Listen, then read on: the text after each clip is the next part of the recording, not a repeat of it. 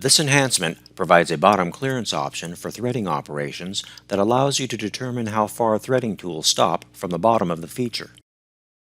In this example, we have hole features of equal depth.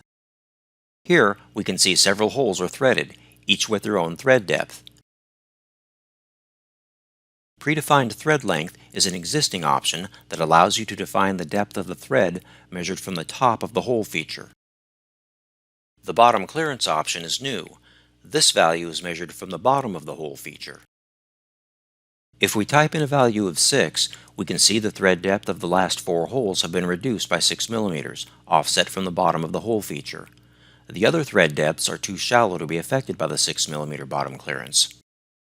A bottom clearance value of 15 affects more of the thread depths. If we generate the tool path and click play, we can see the threads in the affected holes cut to the full thread depth, less the bottom clearance value.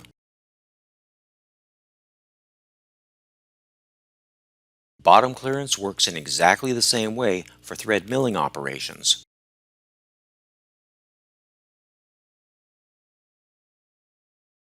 If we generate the tool path and click play, we can see the threads in the affected holes cut to the full thread depth, less the bottom clearance value.